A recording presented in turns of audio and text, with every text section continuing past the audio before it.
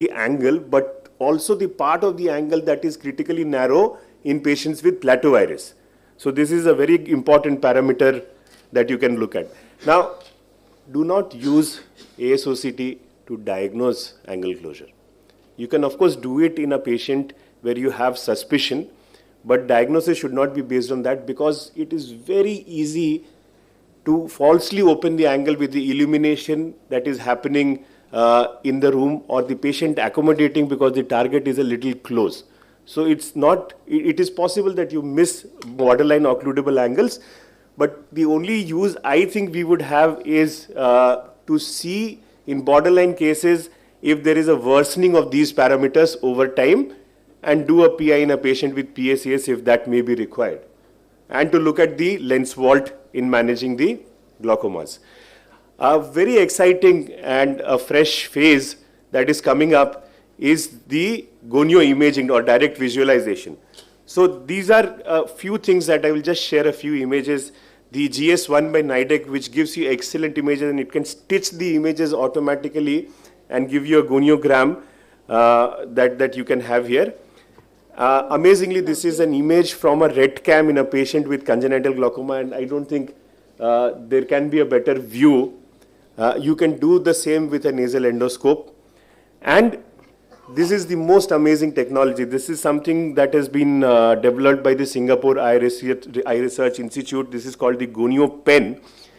And this gives you the only chance that you can take an instrument to a village, screen the entire population using this pen, while you as an expert sit in your big city, look at the angles and say, the individual number A, individual number Z, they are the ones who have occludable angles, get them here.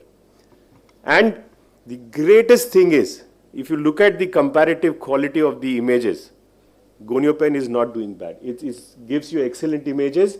Sometimes there can be, as I hear, an image that is not good, but on repeating you usually get a good image. So I think there are exciting times ahead, and we will have a fresh look when we have this device in our hands. Thank you. Any questions to Dr. Siddharth? Because I think which lens to buy, how to start doing gonioscopy. Is it the 3-mirror? Is it the 4-mirror? And since he is an institute like LV Prasad, where they are in teaching mode every day, in and out, he is the best person to talk about these and which lens to buy. And I would, before we proceed further, Siddharth, I would like you to please show us how to identify the scleral spar in a anterior segment imaging, because our technicians often come to us and tell us where should we measure the angle from. So I saw one of your slides has the SS marked out. So the great thing about the newer devices is that they actually pick up the scleral spur automatically, but you need to have a check. They may do a false detection, and it's basically the junction between the gray and the moment you start seeing the white line there, which should, can we have the last presentation once? The problem with the older generation machines like Visante was that the rate of detection of the scleral spur was very low.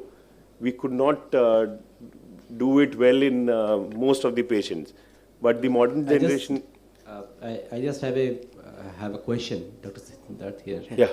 Like, as we theoretically read that there is a wedge, like there is a protrusion, when we follow where the cornea ends and the sclera starts, there is a spar. Is it really you can understand, or you just try to have a... No, I that is true. We can create that parallelopiped image, and we can we can have the arc, and you can high resolution. For example, if you use a Zeiss slit lamp with a 32x magnification, you can really pick it up very well. The 8 and 16x, you won't have that clarity, but you can do it best with your YAG machine. Mm-hmm. Your YAG machine optics are far superior than your slit lamp machine optics. So if you they give a better they have better magnification. You don't use it so much. It's much better maintained. It's not so frequently used. because of a laser, the optics have to be far superior than your slit lamp because the laser cannot be distorted. So YAG machine slit lamps, if you want to see a parallelepiped, always do it on your YAG machine.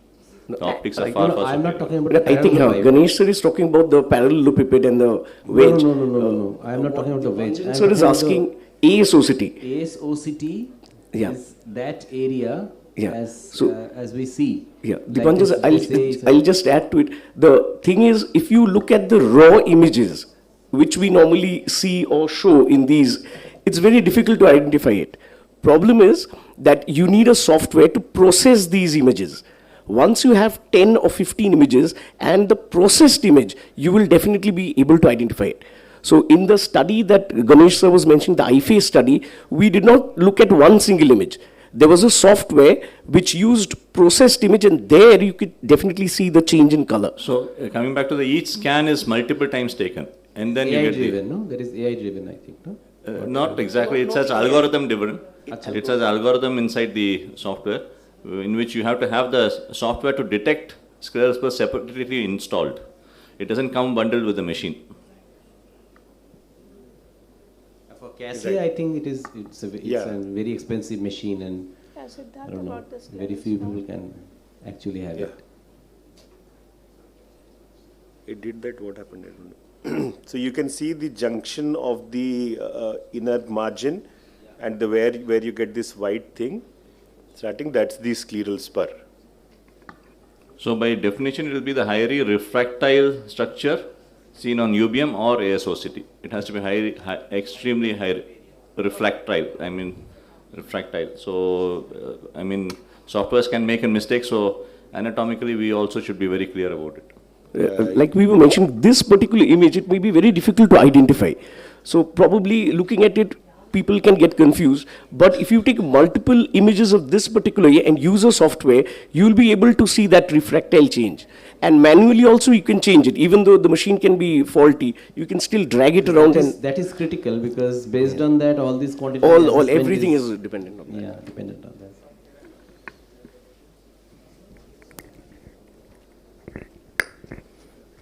Thank you, Siddharth, for updating us our knowledge. Ma'am, one second. Regarding the 2-mirror and the 4-mirror, because Siddharth is in a teaching institute now. No, look, when I was in Vellore, we were made to do 2-mirror gonioscopies for about 6 months. We were not made to buy both. That was from the institute, and actually it was very helpful. So my firm belief was that you should start with a 2-mirror, start looking and identifying the angles, and then move to 4-mirror. But then when I came to LVP at Hyderabad, everybody was doing 4-mirror right from the beginning, and it didn't make a difference. So you don't have to learn to ride a 2-wheeler before a 4-wheeler. You can actually start directly with the 4-wheeler. And seeing your gonio images, I think the red cam gives the best image. Red cam, very, very good images using a red cam. So we use red cam sometimes, and even the nasal endoscopes, and you can't believe the quality of images that they have, but you can't use it every day in the clinic, and they require illumination. That's the problem. So for photography they are excellent, but for ruling out an occludable angle, you can't use that. So not very clinically relevant. For documentation, they are good. Yeah, because it requires a good illumination. It will constrict the pupil. Okay. And in case anybody is having doubts about buying a 4-mirror, you can buy a 2-mirror called an NMR Kapitansky lens. It's a 2-mirror lens. NMR stands for no methyl cellulose required. That means the curvature is such that you don't need to add any viscoelastic. So it's a 2-mirror without viscoelastic. So you can, it will be easier to shift from 2 to 4-mirror. So these are also available from Ocular. So you can buy that and start using it and then go on to 4-mirror. But from experience, a 4-mirror, don't be scared of a 4-mirror. It just takes, I think, just a matter of week or so that you will get used to it and you will be able to handle it. Isn't that so? Absolutely. Like we were told, you have to learn ECC, then SICS, and then FACO. But now everybody is learning FACO first. So you can learn FACO first without learning ECC or SICS also. So I want to ask one thing. With the red cam or with the red cam or that nasal endoscope you told, so you require any special lens along with that, or directly you can do the imaging? No, you just put it on the eye over a blob of viscoelastic. Okay. Thank you. LPI, iridoplasty, SLT. Each has its own specific role in PACD, which helps us to manage the patient better. Dr. Ganesh will give us his talk on this topic. Thank you, madam. Thank you, madam, for inviting me here, and thanks to the Chairman Scientific Committee for providing me this opportunity to speak to you on laser iridotomyplasty and selective laser trabeculoplasty, when and why.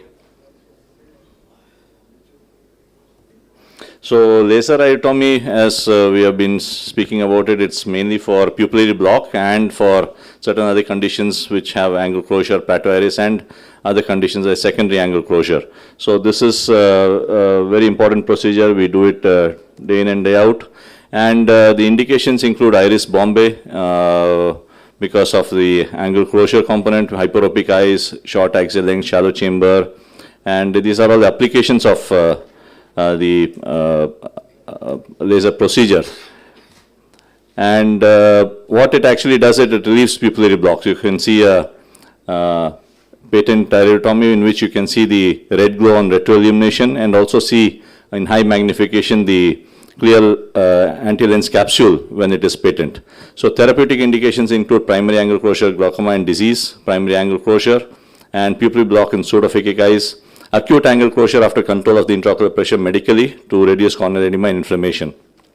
And you must always do it for fellow eyes who have suffered acute attack in the other eye. Narrow angles in diabetics and retinal pathology eyes will require frequent dilatation. And if the intraocular pressure is elevated, and of course naturally in angle closure with dilatation, nanophthalmos, fellow eyes of malignant glaucoma. So these are all the prophylactic indications. So the technique is you use topical anesthesia, you use the Abrams contact lens, search for a crypt in the periphery of the iris, and better always either in the 11 o'clock or the 1 o'clock hour. Contact lens, the advantage is that stabilizes and the eye and acts like a speculum also, and the peripheral view is magnified, and it maximizes the laser delivery at a required spot with the plus 66D button. So corneal, it reduces the laser effect on the cornea by 1/4, whereas it increases the effect on the iris by double that time, double the quantity. So pre-treatment we use pilocarpine, 2% to constrict the pupil, and apraclonidine. If you don't have apraclonidine, you can use brimonidine, so which is about half an hour before the procedure and immediately after the procedure. So this is how we do the procedure. You have the aiming beam, which is actually the helium neon beam, which is red in color, and then it focuses on the site. This is of course being done without the lens, but always recommendation is to do it with the lens. For photography purposes, we're doing it without the lens. The energy is 6 to 8 millijoules, 1 to 3 pulses per application, 1 to 6 shots. So if it's you can use less energy. Sometimes we use even up to less than 2. Because that's all is required. 6 is really little high, but some thick irises you may require such a scenario. And how do you identify it is that there's a sudden gush of aqueous from the posterior chamber to the anterior chamber. It brings along the debris, and if you don't see the sudden gush of aqueous, you would notice this when you're doing, for example, before the ICLs were there, we used to do LPI for myopes. So you won't find that gush mainly because there's no relative pupillary block. It's like shooting at a curtain which is not very taut. So if you don't see the gush of fluid, that means reconsider your diagnosis very quickly. And the anterior chamber deepens. You can always do gonioscopy immediately after the procedures to see what your laser has attributed, how much your angles have opened up. So that's the best time to see the angle, and you can identify all the structures because you have pilocarpine effect, and it's pulling the iris very tautly to the pupil very tautly, and you can see the gonio findings very quickly. And this is part of the iFace study which I mentioned previously. So what are the situations in which you don't get a very good opening of the angle of the anterior chamber? So one is the gonioscopic width. If it's very narrow, then you can get a very open angle. Number 2 is increase CDR. So if you have a patient who has angle closure disease and you find that the vertical CD ratio is slightly on the higher side, be very careful. You may not be able to open the angle very well in those eyes. So these are certain factors which can guide you whether you're going to open the angle thoroughly or not. And coming to the argon laser iridotomy, this is again something which is useful because now we don't have pilocarpine. It's now recently become available. For last 3 months we didn't have it. So some of the patients we are managing with argon laser iridotomy, you don't have to really penetrate the iris. You can make a burn in the iris and then use a gag laser to hit on the burnt area on the S-char so that you can open the iris and make iridotomy. So coming to selective laser like trabeculoplasty, Mark Latina in the year 2000 developed this, and the advantage of this is that it has a very large spot size, but with very minimal injury to the trabecular meshwork, and the duration of energy delivery is only 2 to 3 nanoseconds. Unlike photo-disruptive laser, which is YAG, which delivers for more than 100 milliseconds. So this is very brief, and this is a study in which they had successful ALT performed and also unsuccessful ALT, and then they treated the ALT treated eyes with SLT, and you find that with that both the groups attained at 1 year they had a very good intraocular pressure control. So SLT done after ALT was also quite successful. So this is how the picture which has been published looks like. So this is on the left side is your ALT and on your right side is your SLT. So there's no damage to the trabecular meshwork which can be visualized when you do histologic studies. So mechanism is by selective thermolysis by ultra short laser pulse, and helps to generate and confine the heat at a specific target site, which is the melanin. And it releases certain chemotactic factors and recruits macrophages, which affects the aqueous outflow. So important thing is to do a good gonioscopy. This is not recommended for angle closure. So you must, as Dr. Siddharth has pointed out, if you are seeing an open angle, you must see a little bit of ciliary body band and then perform the procedure. If the ciliary body band is not seen, you are slightly anterior, the anatomy is not normal, it could be a developmental change. So those cases don't respond very well. Treatment naive patients are very, I'll show you some data about that. And in our center, we were doing this, we would stop all glaucoma medications, particularly after doing the procedure, if possible, even before doing the procedure. You may get a delayed response, so you may get the effect after about 4 months also. So you have to handhold those patients for about 2 to 3 months, and then give intermittent glaucoma medications, oral or topical, and then make sure that, okay, can we move forward 2 minutes? Okay. So these are the baseline data for results. We had about 130 eyes, and if you look at the intraocular pressure in the third column is the ocular hypertension. At the end of 1 year, it was 17 millimeters of mercury, and POAG patients, it was 16 millimeters of mercury. On many of these patients were not on treatment. Number of glaucoma medications was also pretty less, 0.22 in the total group. And treatment naive patients were 6 in the POAG group. So at the end of 1 year, they had an intraocular pressure of 14 millimeters of mercury, whereas ocular hypertensives and POAG who were over-treated 17 and 16 millimeters of mercury. So in treatment naive eyes, there's only 6 patients in that group, but they did really well at the end of 1 year. So most important factor for success was intraocular pressure. So you should have slightly more intraocular pressure when you do this rather than lower intraocular pressure. So this is part of the second study which we're doing. Just wanted to highlight that good gonioscopy is very, very important. So coming to iridoplasty, this is again an important procedure, but as of late we are not doing it so much. The indications are that you can do it micro-ophthalmic, nano-ophthalmic eyes, and plateau iris syndrome, and this is how the spots look like. You laser the periphery of the iris so as to pull the iris away from the angle of the anterior chamber. There are a lot of, there's a very good Cochrane review of this, whether LPI followed by iridoplasty is useful or as a primary procedure or sequential, but as of now there's not good evidence to say that iridoplasty is more beneficial compared to medical treatment. Thank you very much.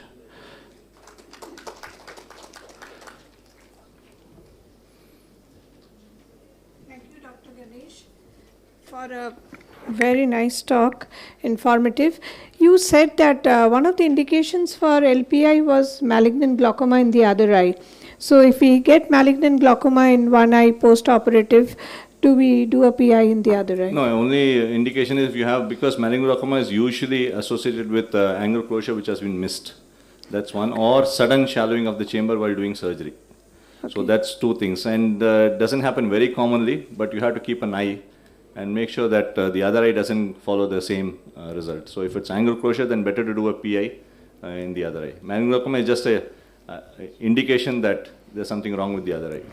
And in Disha, we do not have SLT, but this is a question that I have been asked by ophthalmology specialists who are planning whether they should buy an SLT or not, regarding how effective is it. So what should be the answer? So I think the Shankar Netralaya group have a SLT, and I asked the same question to Vijaya madam, and she said that they have a duet machine which works on the Q switch laser. So the YAG procedures cross-subsidize the SLT. So it is an expensive device. It's about 45 lakhs and so if you use the YAG machine for your your YAG procedures, your capsulotomy and your iridotomy, then you have a chance of cross-subsidizing that because the duet machine switches both between the SLT as well as the YAG. So you just have to flick a switch. So you work on the YAG, and then once you want to do SLT, you work on. So that's how they are cross-subsidizing the cost of the machine to take care of both the patients. But SLT per se, you would not promote to be a very effective tool for management of... No, it's very effective. Our data shows that most of the ocular hypertensives, some of the ocular hypertensives, we have done SLT at the pressure of 44, just giving them Diamox half an hour, 1 hour before the procedure. And they're doing well. About 2 years, 3 years down the line, they still do very well. So since that is one, it's a very useful tool. Okay. We've been having it, and we are again talk with the Zeiss team for the new SLT which has come. Okay. So it's a very useful tool for management of open angle glaucoma in young patients. Our mean age was 47 years. So SLT, everybody would try to use it at the age of 60, 65 when the patient comes to you at such a stage. That's not the correct patient profile for doing the SLT procedure. Even our POAG patients were young patients. They were not very, we were able to reduce the medicine drastically. And I think also in pregnancy, SLT has a very big role. One of the case reports which I had mentioned was glaucoma in aphakia with ectopia lentis. She did very well. We were able to reduce the medicine after the SLT. Siddharth wants to say something. Dr. Siddharth, are you doing SLT at LVPA? We had a demo machine also tried for quite a bit, and we were trying to work out the economics of it. But before that, I was just wondering, JOAG is supposed to be a situation where in at least the white eyes, the SLT doesn't work that well, isn't it? It's different. In our eyes, we didn't include any patient with JOAG. We had only patients POAG above the age of 40. Our mean age was 47, so we never included any patient less than 40 years of age. JOAG, from my perspective, is a surgical disease and attributable to the trabecular meshwork directly. Whereas open angle glaucoma, which is starting off, if you catch them early, if they're on 2 medications, and then you can do SLT, you can save the number of years. They don't have to go with drops. And Ganesh, are you doing 180 degree or 360 at one go? One go in one eye, and 2 weeks later the other eye. 2 weeks later the other. And what is your incidence of repeatation of the procedure? We have 10% failure rate. So failure rate means going back to the baseline. That means if you see them at 30 pressures, they'll go back to 30. So that's a possibility, and that is where gonioscopy is very, very important. Because everybody does the gonioscopy and everybody detects glaucoma and everybody treats it. But the crux of the matter is that, as Dr. Siddharth mentioned, you must see a sliver of ciliary body band to do SLT. If you don't see the ciliary body band, if your iris is anteriorly inserted, please don't do SLT. They are all little abnormal angles, which I feel they are not conducive for this procedure. Thank you for this very important